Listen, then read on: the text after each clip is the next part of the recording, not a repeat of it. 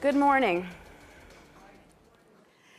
I've been teaching and studying American higher education for almost 20 years. And I find that almost every single day, I learn something new from a student. I will never forget the day almost 2 years ago. I was a new professor at Temple University, the public university of the city of Philadelphia.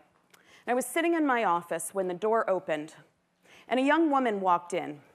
She said she had an appointment because she had something to tell me. I had no idea what was coming next. And then this 20-year-old neuroscience major, who could have been my daughter, looked me in the eye and said that she'd run out of food to eat. That while she had grown up in a family that valued education, and she had done the FAFSA, and she had gotten financial aid, and the first few years of college were okay.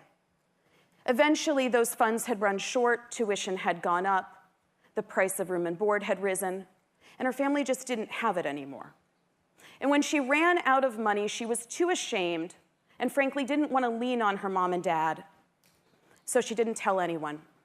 And instead, she went to the nearby grocery store and she began stealing food. She told me that her favorite thing to steal, were avocados. If there's anything more middle class, I'm not sure what it is. It's 2018, and the higher education innovation that I decided to spend my time with you on today is food. It is a remarkable thing that food insecurity in higher education is something that we have to talk about as college leaders, but we do. I'm first and foremost a researcher, and for a decade now, my team and I have been trying to find out how many students are affected by these challenges. There is no federal data set to turn to.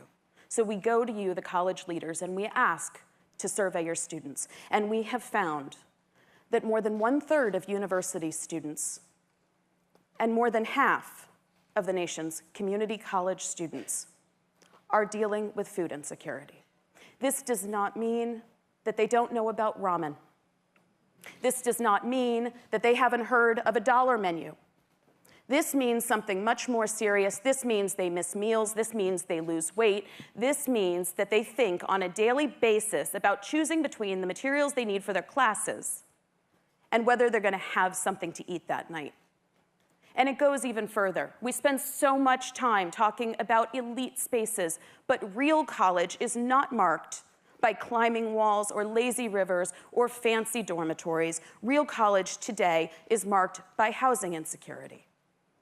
Homelessness, something that we know happens in K-12 education, rates of which are rising in the population around the country, are now affecting our students as well. Our studies show that 14% of the nation's community college students have experienced homelessness in the last year. And I'm excluding couch surfing, which makes up more than 50% of youth homelessness in the United States, not even included in these counts. And this is not only a problem at the nation's community colleges, this is also a problem at our universities. Why is this happening? How can this be happening? Well, it's because of what I call the new economics of college. And the new economics of college, well, it goes way beyond tuition. We spend so much time talking about whether tuition is going up, whether it's frozen, whether that makes college affordable. But the vast majority of the cost of attending college faced by students in the United States are things like books and supplies, room and board, medical expenses, transportation, clothing. We deride students who buy clothes, but how many of us would teach a classroom full of naked students? This is actually a problem. These people can't afford to do laundry. Deans around the country are trying to figure out how to remove a student who smells from the classroom so that they can offer to wash their clothes. Families of today's college students are more economically strapped than ever before. Their incomes are not rising as our prices rise. Their incomes are stagnant or even declining. The safety net, which has caught many people very effectively when they started to fall, has been shredded. I know there are people, even in this audience, who when they were in college struggled. And you probably turned to food stamps, and you should. There's nothing to be ashamed of to be on food stamps in order to get a college degree that generates an enormous ROI. But these days, food stamps are very hard to get. You have to work at least 20 hours a week if you don't have a child, and in most parts of the country, college doesn't count as work. And then let's talk about work. I worked my way through college. I bet you did too. I believe in it. But work doesn't even work anymore. Our college students are competing with part-time workers who don't have class schedules, people who the employers prefer because they're not going to say, well, my schedule's changed because it's a new semester. The real value of the minimum wage continues to decline. The value of the tipped minimum wage, which I relied on as a waitress in college, has also declined. And the last thing, the important thing, is that outside of the top 10% of higher education, our institutions are deeply underfunded. On a per-student basis, the average college student is supported today by about $1,000 less than they were a decade ago. So we have underfunded students from under-resourced families in underfunded schools. And this adds up to a crisis of basic needs insecurity that is affecting their academics. It is no surprise to you, I'm sure, that when students don't have their food secured and their housing secured, that their grades are lower. But let's flip that. Let's look at those students who we're also worried about, the ones who aren't making it in college. We find that of those community college students who people say maybe they don't belong, they're earning D's and F's and things like that, we think they don't belong there. Well, it turns out that about half of those students don't have their basic needs met. How many of us have thought, instead of sending an academic advisor to talk to them about their math class, that we might give them a meal plan?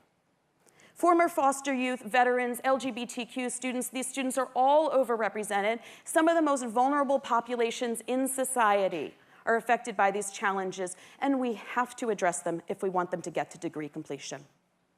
Now, food pantries are on many of your campuses. The College and University Food Bank Alliance opened 5 years ago and had only 12 members. Today it has more than 600. Food pantries are a charitable response, and there's nothing wrong with them.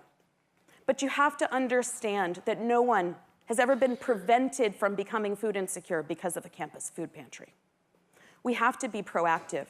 If we want our students to focus on school, then we need to provide things like food scholarships, which are now being offered at Houston Community College, given up front as a student enters school so that they will never become food insecure. We need to go beyond financial aid and offer students access to the SNAP program on our campus with assistance in filling out the paperwork. We should consider expanding a common sense program like the National School Lunch Program.